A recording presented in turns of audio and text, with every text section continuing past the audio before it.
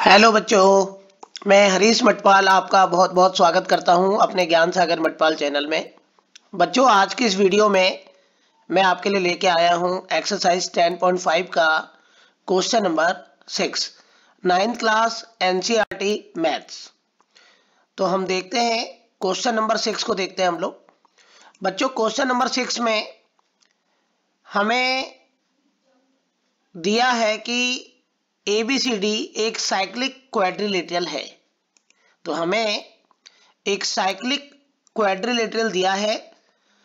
हमें पता होना चाहिए कि साइक्लिक क्वाड्रिलेटरल क्या होता है। एक ऐसा क्वाड्रिलेटरल जिसके चारों वर्टेक्स A, B, C और D, ये चारों वर्टेक्स सर्कल से टच करते हैं और इनके जो अपोजिट एंगल हैं, एंगल A के अपोजिट है एंगल C और एंगल B के अपोजिट है एंगल D। तो अपोजिट एंगल्स का सम 180 डिग्री होता है।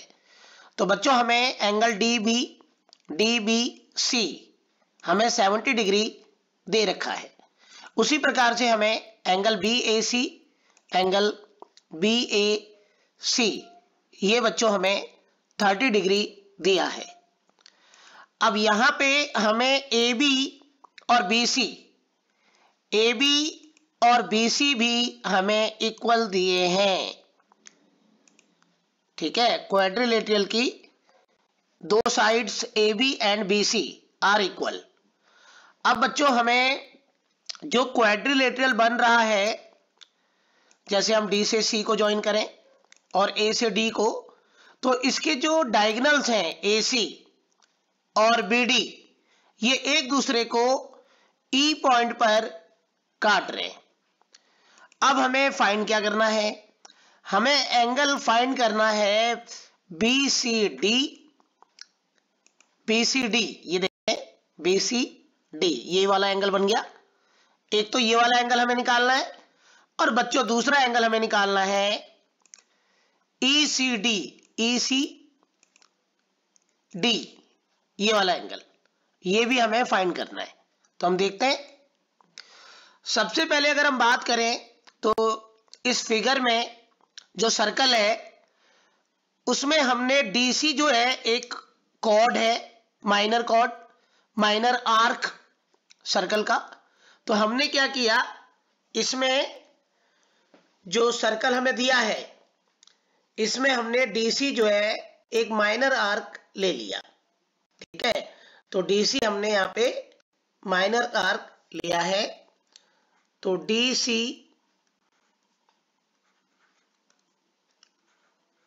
Is a minor arc.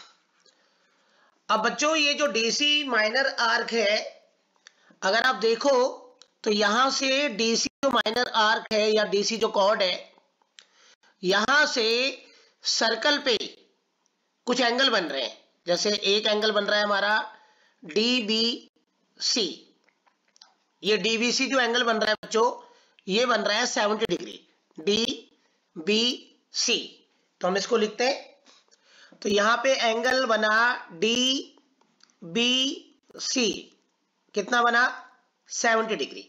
अब इसी DC से, ये जो DC है, इससे जो दूसरा जो A पॉइंट पे एंगल बन रहा है, देखो एक ही आर्क से सेम सेगमेंट पे जो एंगल बन रहे हैं वो इक्वल होते हैं।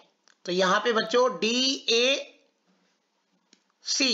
ये वाला एंगल DAC ये भी 70 होगा, ये भी 70 होगा। तो DBC और बच्चों DAC, जैसे बताया मैंने अभी, DBC और DAC ये दोनों 70 डिग्री होंगे। और इसका जो रीजन है, इसका जो कारण है बच्चों, वो हम लिखेंगे angle in the same segment. Angle in the same segment, एक ही सेगमेंट पे जो एंगल बनते हैं वो इक्वल होते हैं। Angle in the same segment are equal.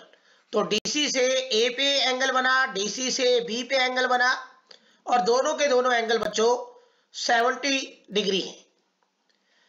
अब उसके बाद हम देखते हैं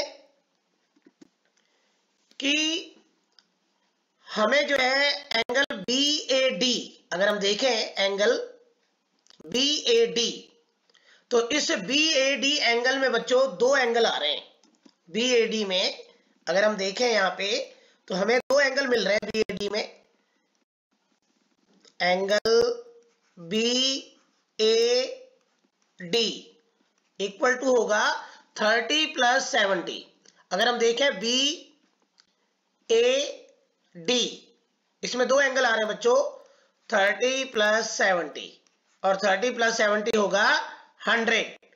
तो यहां पे एंगल BAD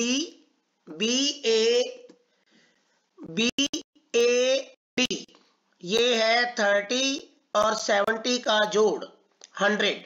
तो बच्चों एंगल BAD यहां पे 100 है। ठीक है, अब इसके बाद जब देखें यहां पे तो एंगल A और इसके अपोजिट है एंगल C।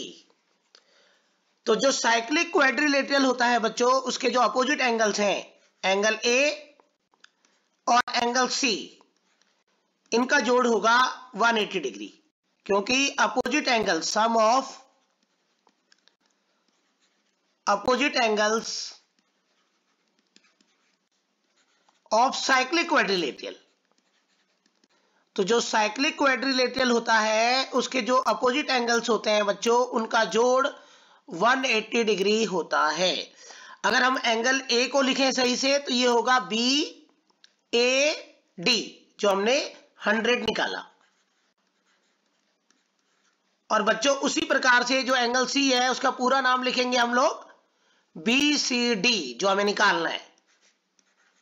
तो यहां पे एंगल BCD बच्चों हमें निकालना है, तो ये हो गया 180 डिग्री। तो हमने क्या किया, एंगल A को पूरा नाम लिख दिया BAD, एंगल C का पूरा नाम लिख दिया BCD, दोनों का जोड़ है 180 डिग्री। अब बच्चों BAD तो हमने 100 यहां पे ये 100 निकाला, तो हमने BAD को हटा के लिख दिया 100। अब BCD तो हमें निकालना है, BCD एंगल हमें निकालना है, इक्वल टू हमने लिख दिया 100।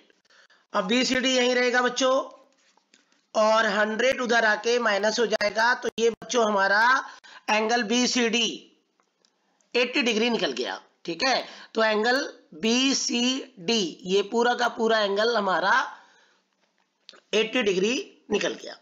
उसके बाद बच्चों हमें दिया है कि AB और BC, अगर हम देखें तो AB और BC बच्चों हमें इक्वल गिवन है।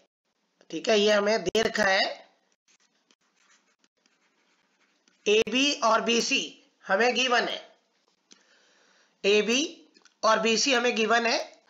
हमने पढ़ा है कि जिस ट्रायंगल में दो साइड्स बराबर होती हैं उसके अपोजिट एंगल्स, जिसके जैसे AB और BC बराबर है, तो बच्चों इसके जो अपोजिट एंगल्स हैं, एक अपोजिट एंगल है यहाँ पे BAC, तो यहाँ पे BAC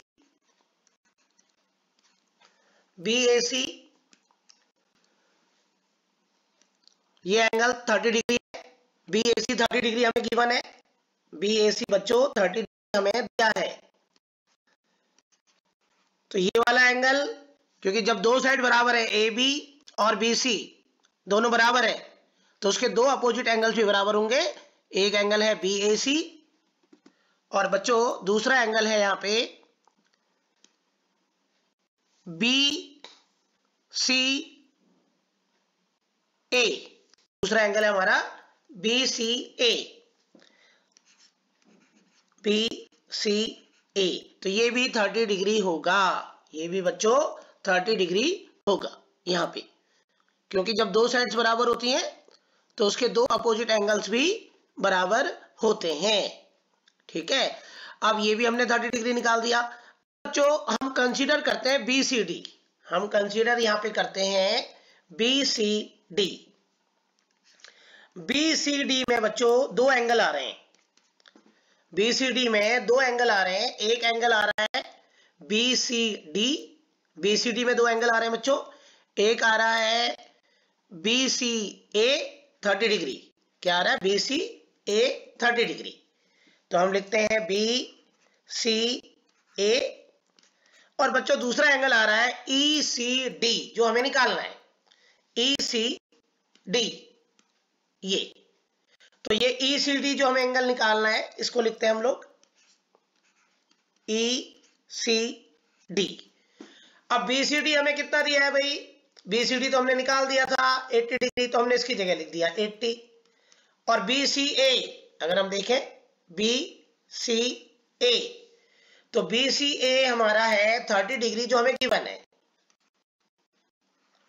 ठीक है। तो BCA यहां पे हमारा ये 30 डिग्री निकल गया।